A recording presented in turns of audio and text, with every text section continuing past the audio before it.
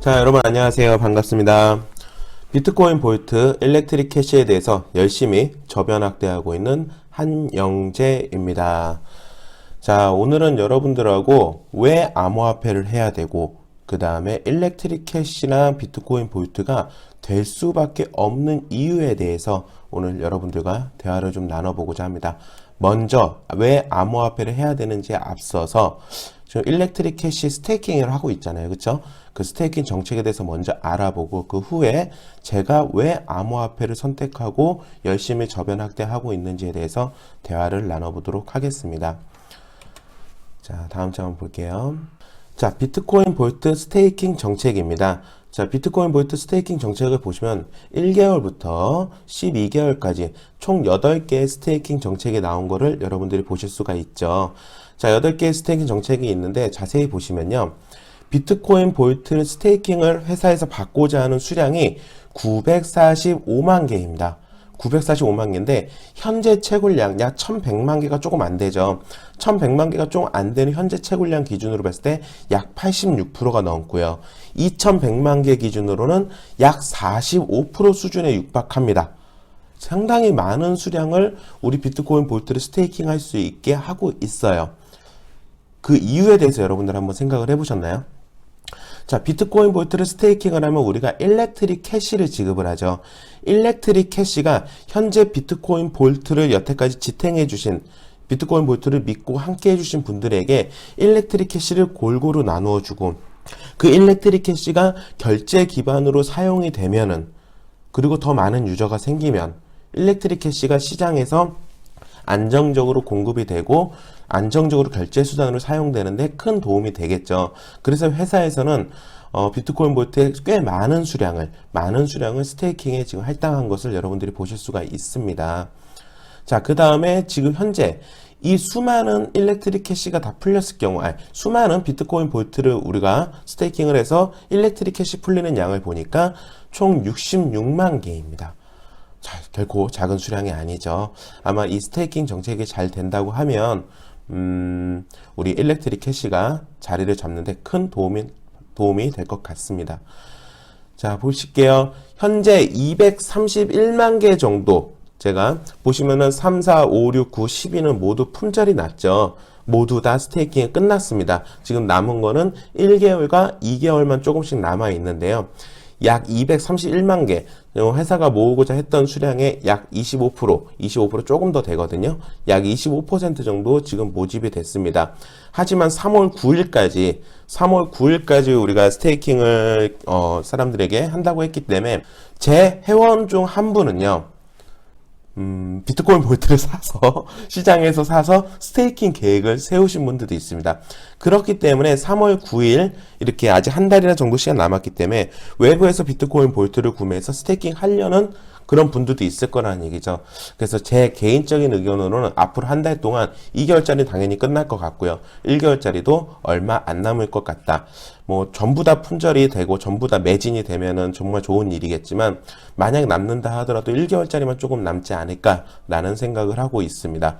자, 그리고 보시면 3, 4, 5, 6, 9, 12개월은 모두 끝났잖아요. 그 이야기는 뭐예요? 장기적으로 홀딩하는 인원이 매우 많다. 저 역시도 마찬가지입니다. 장기적으로 비트코인 볼트를 팔지 않고 스테이킹에 넣어놓는 경우도 굉장히 많죠. 우리가 스테이킹을 했다 중간에 포기하면 어떻게 되죠? 우리가 받기로 했었던 일렉트릭 캐시를 단 한 개도 보상을 받을 수가 없습니다. 그 이야기는 어저께였나요? 마이닝시티 대표님이 나오셔가지고 우리가 줌 미팅을 했잖아요. 그쵸?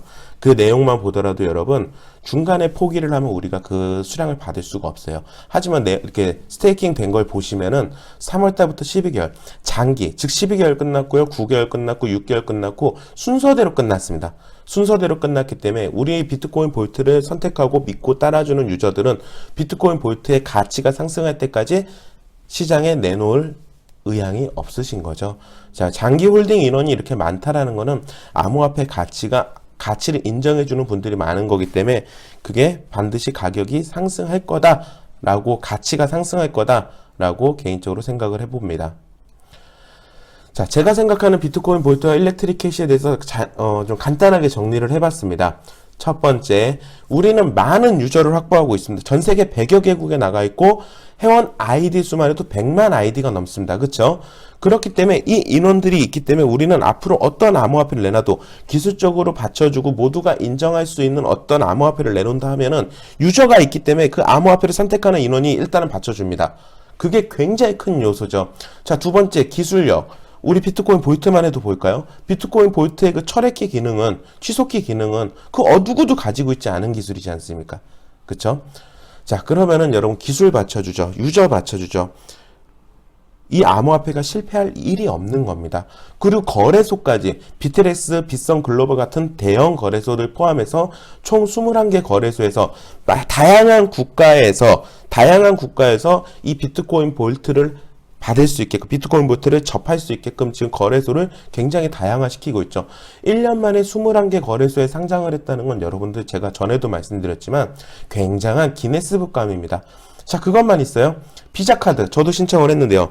비자카드 하나 나오면 여러분들의 해외 거래소에서 출금해가지고 각종 수수료를 내고 쓰는 것보다 훨씬 더 저렴하게 쓸 수 있고 편하잖아요.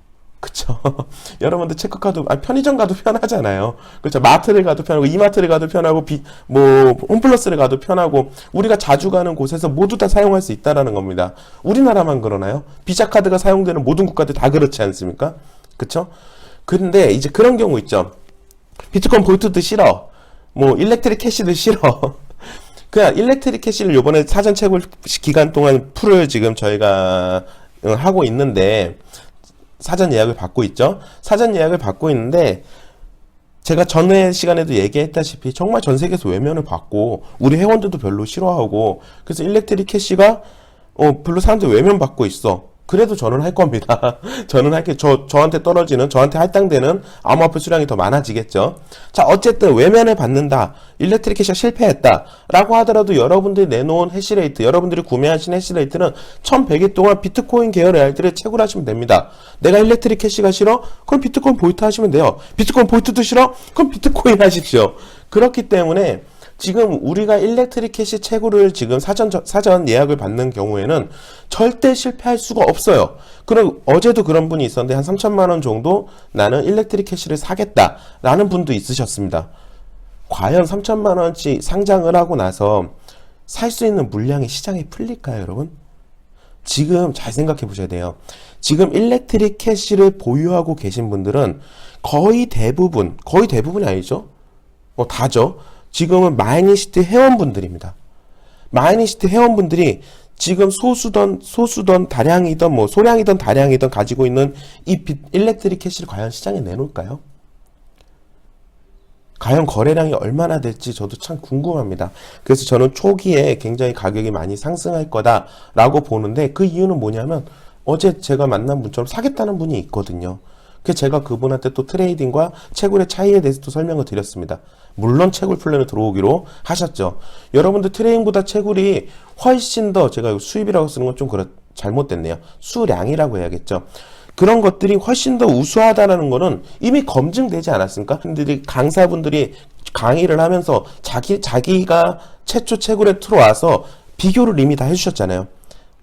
그쵸? 이미 트레이딩보다 채굴이 더 우수하다는 거는 검증이 되었습니다. 오늘 말을 되게 더듬네요, 제가.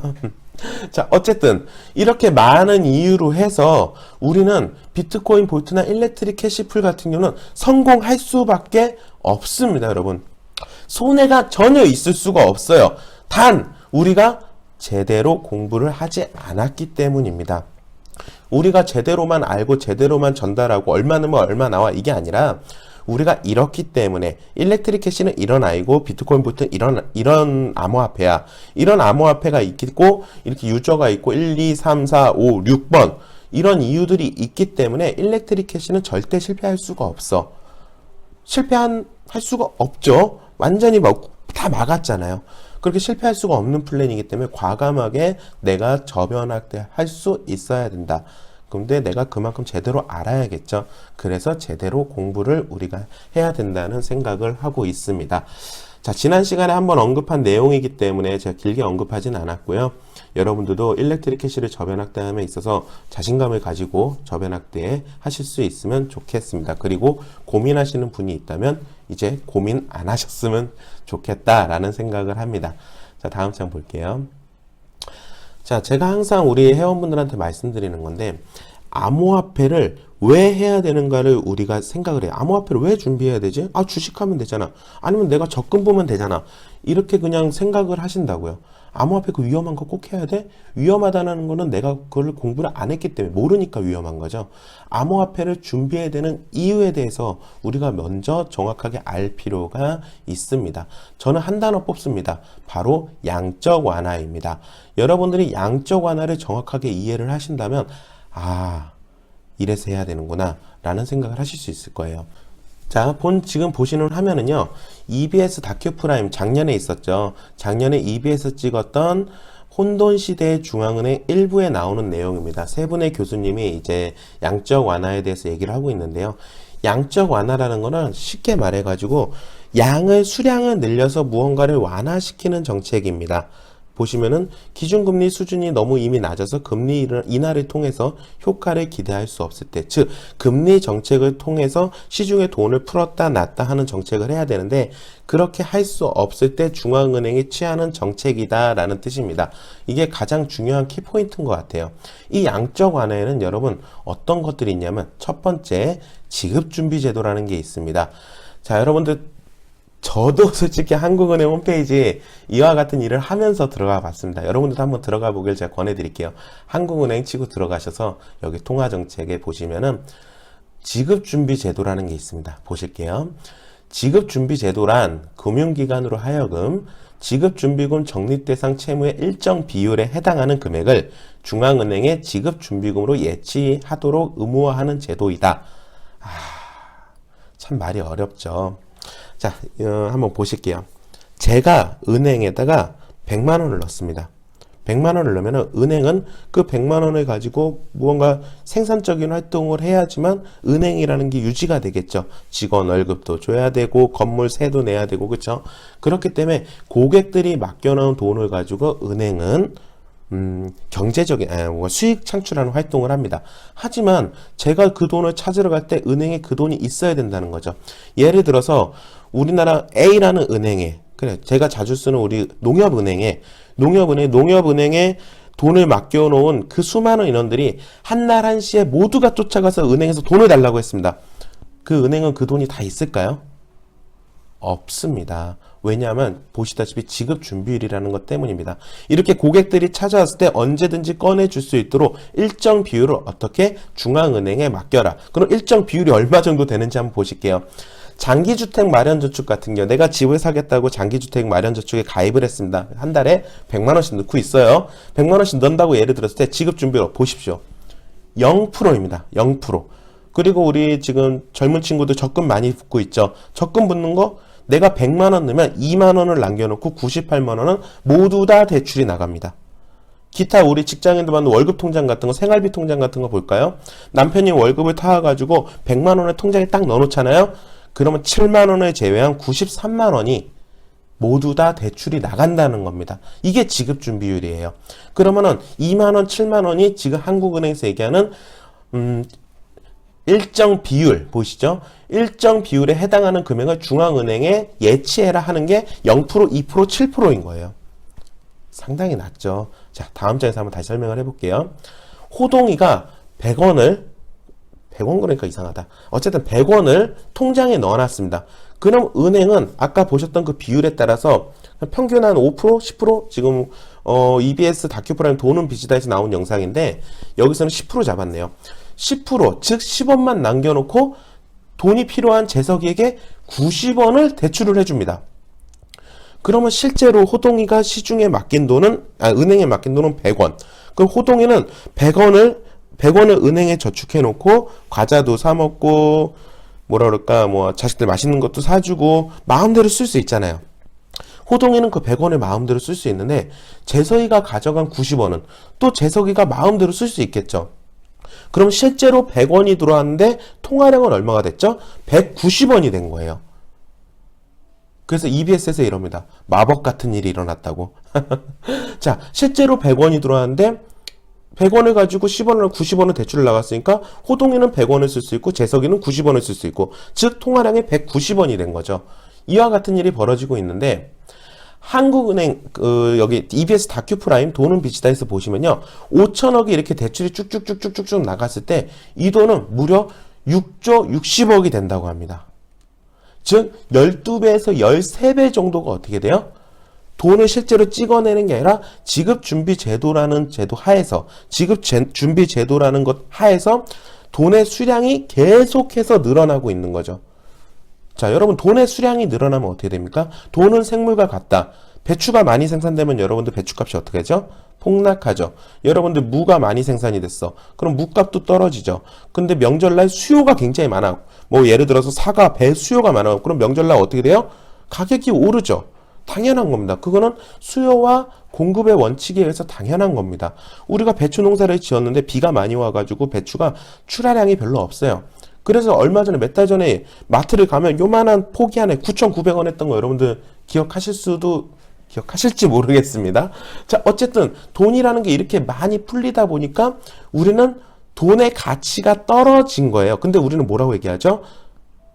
물가가 올랐다라고 얘기한다. 물론 틀린 말 아니에요. 근데 이 말을 한번 되짚어 보면 우리는 내가 가진 돈의 가치가 떨어졌다. 즉 물질의 본질은 변하지 않았는데 이거를 가져가는데 들어가는 돈의 수량이 늘었다라는 뜻이죠. 그거를 해주는 양적 완화로 인해서 그와 같은 일이 생겼고, 이게 양적 완화의 하나 중에 지급준비제도라는 게 있는데 12배에서 내가 맡긴 돈의 12배에서 13배 정도, 실제 종이돈을 찍어내지 않더라도 컴퓨터상의 전산상으로 돈이 계속 늘어나고 있다라는 겁니다.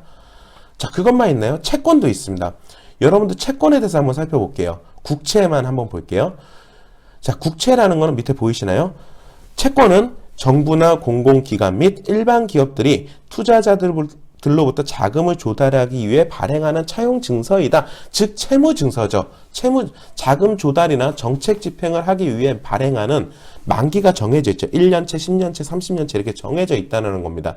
자, 이렇게 국채를 발행했는데요. 채권 발행 잔액이 우리나라가 금융채까지 다 포함해서 2,300조가 됐습니다.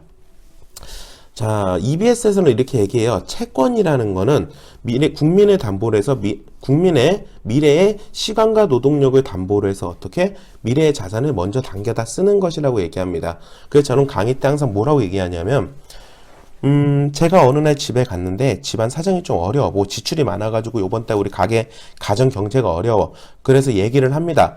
우리가 이렇게 어려우니까 어떻게 해요? 제가 다음날 회사에 가서 샤바샤바 해가지고 가부를 받습니다. 그래서 저는 가정에 갖다 주겠죠. 그러면은 가정은 그달은 편안합니다. 그리고 저는 그 다음 달 회사에 어떻게 해요? 저의 똑같은 시간과 노동력을 바탕으로 그 다음 달에도 일을 할 겁니다. 하지만 그 사장님이 이미 가부를 해갔는데 또 돈을 줄까요? 돈을 주지 않겠죠. 저의 시간과 노동력은 똑같이 주고 있지만, 똑같이 할애하고 있지만 돈은 나오지 않을 겁니다.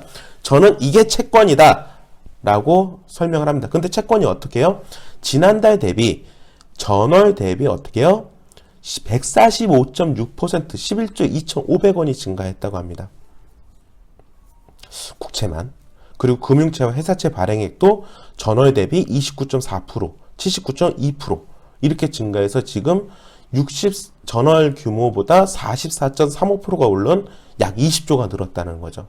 미래의 돈을 우리가 20조로 땡겼었는데 그렇게 땡겼은 게 바로 2,300조라고 합니다. 그리고 제가 정치 얘기하자는 건 아니지만 4차 재난지원금 관련해서 당정청이 다 요번에 합의를 봐서 요번에 설 연휴 이후에 어떻게 빠르게 지급하기 위한 논의를 있죠. 근데 그게 뭐예요? 국채 발행을 통해서 빚을 내서 한다고 하지 않습니까? 그럼 2,300조 훨씬 넘겠죠. 지금 우리는 지급준비제도뿐만이 아니라 채권에 의해서 계속해서 돈이 늘어나는 삶을 세상에 살고 있습니다. 자, 근데 실제로 달러 발행도 합니다. 우리 이제 외국도 한번 살펴보자고요. 여러분들 이제 돈을 채권으로 미리 가져다 쓰기도 하고 컴퓨터상의 전산으로 늘리기도 하는데 이제 발행도 합니다. 어떻게? 미국 같은 경우에 볼게요. 2008년 금융위기 때 약 1조 3천억, 그쵸? 그리고 코로나 때는 그에 한 3배 가까운 3조가 불어났습니다. 3조가. 어마어마하죠. 자, 이때 작년이죠. 트럼프 대통령. 트럼프 대통령은 2,700조 양적 완화를 시키는 거에 서명하는 모습이고, 이거는 여러분들 EBS 다큐프라임을 보시면 자세히 보실 수가 있습니다. 자, 그것뿐인가요? 지금 요번에 당선되신 바이든 대통령 같은 경우는 2,100조, 화면이 조금 잘린 것 같은데요. 조정을 좀 해볼게요. 자, 2,100조를 코로나 부양책으로 해서 2,100조를 다 풀면 어떻게 됩니까? 미국 재무장관이 어젠가 얘기했죠. 2,100조를 만약에 이게 승인해서 다 풀어지게 되면은 미국의 완전 고용을 창출할 수 있다라고 얘기를 하고, 지금 바이든 대통령은 재계 인사들을 만나면서 2,100조를 어떻게 활용해야 될 것인가에 대해서 굉장히 열띤 토론을 하고 있습니다, 여러분. 그래서 이런 돈들이 지금 우리나라에 이렇게 계속 불어나고 있는 거예요. 이렇게 달러가 불어나면 어떻게 될까요, 여러분? 달러가 양이 많아졌어. 그럼 달러의 가치가 떨어지겠죠. 그럼 상대적으로 원화는요, 강세를 보이겠죠. 자, 볼게요. 1년치, 환율 1년치의 그래프입니다. 이때가 언제냐면 3월 19일이네요. 3월 19일 날 원달러 환율이 1280원이었어요. 즉 1달러를 주면 1280원을 줬다는 얘기죠. 하지만 올해 1월에 와서 1월 4일 날 어떻습니까? 1082원이에요. 자, 이렇게 한번 생각을 해보자고. 이게 2월 10일 자료거든요. 어제 자료죠. 자, 컵라면을 내가 만들어서 수출을 했다고 생각을 해볼게요. 컵라면을 하나 갖다 주면 미국에서 1280원을 줬어요. 근데 지금 얼마 줘요? 1082원밖에 안 준다고요. 이렇게 원달러 환율에 대해서 우리 제조업들이 겪는 위기라는 게 있습니다. 굉장히 많이 차이나죠. 그럼 컵라면을 만드는데 예전엔 1280원을 줬는데 지금 1080원밖에 안 줘. 그럼 벌써 한 200원 정도 차이가 나잖아요. 하지만 이 컵라면을 만드는데 생산 원가는 작년과 올해 인건비만 따져봐도 그렇지 않겠습니까? 그쵸? 인건비, 이 컵라면 하나 만드는 데는 작년 대비 올해가 더 원가가 더 놀랐습니다. 원가에 뭐 재료값 여러 가지가 있겠죠. 인건비만 해도. 왜? 우리나라는 최저임금 제도라는 게 있잖아요. 그쵸? 그게 오르기 때문에 이 라면 하나 생산하는데 우리는 돈을 더 들였는데 갖다 파니까 어떻게? 돈을 덜 주는 거죠. 이래서 지금 제조업들이 굉장히 어렵습니다, 여러분. 자, 어떻게 좀 느낌이 오시는지 모르겠습니다. 지금 나름대로 열심히 설명을 하고 있는데, 자, 또 볼게요. 자, 세계, 그럼 미국만 달러를 그렇게 찍어낼까요? 그렇지 않다라는 거죠. 여러분 그래프 보시면 아시겠지만 2020년에 이렇게 양적 완화가 된 걸 연준이 이만큼 찍으니까 어떻게 해요? 유럽도 찍고요. 일본도 찍고요. 각 나라분들이 달러가 늘어난 수량만큼 계속해서 돈을 찍어내고 있죠. 우리나라? 역시 마찬가지. 작년에 우리 그 EBS를 보신 분은 아시겠지만 우리가 12조 양적 완화를 했었죠. 12조. 그리고 요번에 또 한다 그러고 채권 풀고 하고 있지 않습니까? 우리나라도 역시 마찬가지라는 겁니다. 자, 그러면은 이게 약달러 상황이 교수님 이렇게 말씀하세요. 달러가 약한 상황이면은 금과 비트코인 가격이 오른대요. 금과 비트코인 가격이 오르는데, 금과 비트코인이 그렇게 같이 오르다가 여러분 이게 좀 뭐라 그럴까, 그렇게 반영을 했었거든요. 근데 그러지 않은 데가 있었어요. 그걸 우리 디커플링이라고 하고요. 그게 바로 작년 10월경입니다.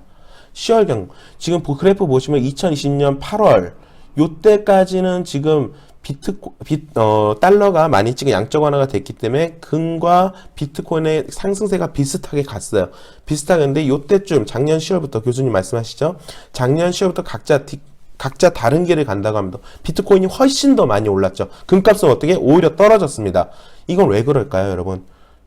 자, 금값이 오른다는 것은 달러에 대한 불신을 의미한다 라고 지금 얘기를 하죠. 즉, 달러가 불안하면 금값이 오르는데, 금값이 오르면 달러가 불안하다는 걸 인정할 수밖에 없기 때문에 어떻게 해요? 금값에 대한 통제가 들어간다는 거죠. 여러분들 이 영상을 꼭 한번 보셨으면 좋겠는데, 미국도 금 거래를 금지화 시켰던 그런 사례가 있습니다. 자, 금을 금지화를 시켰어요. 금 거래를 소유도 못하게 하고, 금을 새롭게 거래도 못하게 법을 제도화 시켰습니다. 미국이 그렇게 실제로 한 일이 있어요? 그러면 비트코인, 암호화폐도 그렇게 할 수 있느냐? 금은 그렇게 할 수 있어도 암호화폐 쪽은 각 나라가 뭐라 그럴까 협동을 해서, 왜냐하면 너무 많이 지금 전 세계에 풀려 있고 웬만한 거래소, 전 세계 거래소에 비트코인은 다 거래가 되고 있지 않습니까? 그러니까 미국이 그런 정책을 쓴다고 해서 전 세계가 그걸 따라올 수는 없다라는 거. 그러니까 전 세계 공조가 필요하다라는 거기 때문에 지금 금값은 통제할 수 있어도 비트코인 가격은 통제할 수가 없다라는 게 이 영상의 주요 내용입니다. 자, 여러분들 이런 것도 한번 보셨으면 좋겠고요. 자, 그러면 자, 보셨어요. 지불 준비 제도에 의해서 100원이 190원이 됐죠. 12배, 13배가 늘어났어요. 그거는 화폐를 직접 발행한 게 아니라 컴퓨터 전산상의 숫자로만 늘어나는 양적 완화였고요. 두 번째, 채권에 의해서 미래의 자산을 계속 가져다 썼고요. 세 번째, 우리나라도 마찬가지, 그쵸. 우리나라도 마찬가지 작년에 12조 양적 완화를 했죠. 한국은행에서도 작년에 12조 양적 완화를 했습니다. 미국도 계속 달러를 찍어내고 있죠. 그리고 일본, 유럽도 역시 달러를 일본, 미국도 찍어내는 걸 여러분들이 그래프로 다 보셨습니다. 이렇게 우리는 지불준비제도, 채권, 직접 발행이라는 걸로 양적 완화가 계속 되는 세상에 살고 있습니다. 양적 완화가 되니까 어떻게 해요? 화폐의 수량이 늘어나니까 화폐의 가치가 떨어지는 겁니다. 그러니까 500원이면 먹을 수 있던 짜장면이 지금 7,000원씩이나 하는 겁니다. 그거에 대한 본질은 변하지 않았지만 이거의 변하지 않은 본질을 내가 가져오는데 들어가는 화폐의 수량은 엄청나게 늘어난 거죠. 이런 걸 바로 우리가 양적 완화라고 합니다. 그럼 우리는 어떻게 해야 될까? 이제 여기서부터가 중요해요. 양적 완화가 되고 있는 거는 제도권 안에서 일어나고 있는 일이기 때문에 일반인들이 어떻게 할 수 없습니다. 할 수 있는 일이 없잖아요. 그럼 우린 여기서 어떻게 대처를 해야 되는지를 봐야 되는데, 그걸 보려면요, 일단 화폐의 기능과 그 다음에 이제 화폐 변천사 같은 거 있죠. 그런 걸 한번 보실 필요가 있어요. 자, 지식배 어린이 백과사전입니다. 이거 요즘 초등학교 4학년 2학기 때 나오나 봐요. 자, 조개 껍데기, 돌, 도구, 벽시, 토기, 청동망울, 청동검, 철로 만든 농기구, 옷감, 가죽, 쌀배, 소금 등이 이렇게 거래가 됐었대요. 왜? 가지고 다니기 편해야 하고, 그 다음에 나눠 가지기 쉬워야 하니까, 그리고 누구나 가지고 싶어 하면 가치가 변하지 않는 것이어야 됐다. 바로 그랬던 게 어때요? 지금 바로 금이었죠. 근데 금은 도난의 위험이 크고 무거워서 가지고 다니기 힘드니까 어떻게? 지금 같은 지폐 제도가 생겨났다라는 겁니다. 자, 화폐가 물론 여기 다 알잖아요. 물물 교환했다가 조개 껍데기 썼다가 금 썼다가 이제 금이 이제 종이 화폐로 변하면서 했던 건 여러분들 다 알고 계신 내용입니다. 하지만 이렇게 기축 통화, 각 나라를 전 세계를 지배했던 기축 통화라는 것도 수명이라는 게 있다라는 거죠. 자, 보실게요. 이 김정호 교수님의 내용인데요. 포르투갈부터 시작해서 미국 달러까지 가기까지 기축통화가 지금 6번의 변천이 있었죠. 근데 자세히 보시면요. 포르투갈 몇 년? 80년, 스페인 110년, 네덜란드 80년, 프랑스 95년, 영국 105년. 약 100년 정도 하고 있습니다. 지금 미국이 1921년이니까 지금 21년이잖아요. 그럼 약 지금 100년 정도 흐르지 않았습니까? 100년 정도 흘렀기 때문에 기축통화 역사를 살펴봤을 때 미국 달러가 바뀔 때가 됐다라는 겁니다. 여러분들 이미 CBDC 제도에 대해서 공부를 해보신 분은 아시겠지만 이미 이제 종이화폐는 바뀝니다. 이제 미국도 그 시기에 기축통화의 수명이 끝나가는 시기에 있는 거예요. 이제 화폐는 변합니다. 어떻게 변해요? 교수님이 얘기하다시피 디지털 화폐로 변합니다. 근데 이 디지털 화폐에는 보시다시피 CBDC라는 것도 있고요. 가상화폐, 전자화폐, 암호화폐라는 게 있는데, 자, 가상화폐는 말 그대로 우리 세 번째 있는 싸이월드 도토리, 그쵸? 게임머니는 우리 접어두고요. 전자화폐는 어떤가요? CBDC가 나온다고 해서 전자화폐가 뭐가 바뀌나요? 어차피 CBDC를 가지고 전자화폐로 충전해서 우리가 지금 지불을 하고 있는 거지 않습니까? 우리는 은행에 있는 돈을 카카오페이로 충전해서 연결해서 쓰고 있는 거예요. 그러니까 우리가 지금 은행에 있는 돈이 CBDC로 바뀐다고 하더라도 전자화폐의 기능은 그대로 있을 겁니다. 그럼 결국에 암호화폐냐 CBDC라는 거죠. 암호화폐와 CBDC와 둘 중에 하나가 결국엔 디지털 화폐로 자리를 잡을 건데, CBDC는 기존의 종이화폐가 가지고 있던 양적 완화 부분을 배제하지 않잖아요. 똑같잖아요. 그냥 종이화폐가 수량, 데이터로 컴퓨터상의 전산으로 바뀐 것 뿐이잖아요. 그렇게 똑같이 양적 완화가 될 수 있다는 거죠. 하지만 비트코인 같은 경우는 어떻습니까? 양적 완화가 될 수 없게끔 2140년까지 2100만 개가 채굴이 되고 돼 있죠. 그럼 결국엔 암호화폐가 자리를 잡을 건데요. 암호화폐도 우리가 두 가지 종류로 나눠볼 수 있죠. 가치 저장의 수단과 그다음 기술 개발 플랫폼으로 볼 수 있는데요. 결국에 화폐로 쓰일 수 있는 거는 가치 저장입니다. 가치 저장의 기능을 하는 건데, 가치를 저장하려면 많은 유저가 있어야 되고 비트코인처럼 가치가 있어야 돼요. 결국에는 비트코인 계열의 채굴하는 암호화폐, 즉 비트코인 계열 아이들이 살아남는다는 거죠. 비트코인 계열 아이들이 살아남는데, 비트코인 계열 아이 비트코인도 있고 비트코인 캐시도 있고 SV도 있고 그다음에 비트코인 볼트도 있습니다. 여러 가지 비트코인 계열 아이들이 있는데, 그 중에서 살아남을 암호화폐는 어떤 게 있을까요? 간단합니다. 생태계를 받쳐주는 암호화폐. 즉, 비트코인의 지금 해시레이트가 150이 넘죠.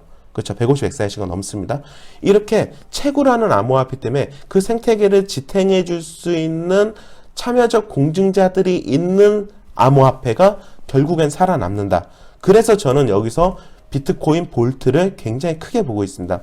비트코인은 이미 2100만 개 중에서 약 지금 몇 개 정도 나왔죠? 1800만 개 정도? 그러면 이미 채굴량이 굉장히 많이 나왔고 시세 역시 5천만 원 정도 오르고요. 물론 더 오르겠죠. 더 오르겠지만 이미 처음 시작에 스타트를 가졌던 그 기회는 저는 놓쳤죠. 물론 놓치지 않은 분도 계시겠지만 10년 전에 그때 시작을 했다면 굉장히 가치가 있고 그 다음에 뭐라 그럴까요? 많은 부를 벌 수 있는 기회가 있었죠. 하지만 비트코인 같은 경우는 이제 10년 전에 그런 기회를 다시 노리기에는 쉽지 않다.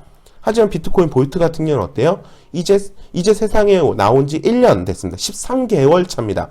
비트코인이 13년 차라면 비트코인 볼트는 13개월 차입니다. 그렇죠? 그렇기 때문에 여러분들이 어떤 걸 선택해야 될지는 너무나 잘 알고 계실 겁니다. 그렇죠? 다음 장 볼게요.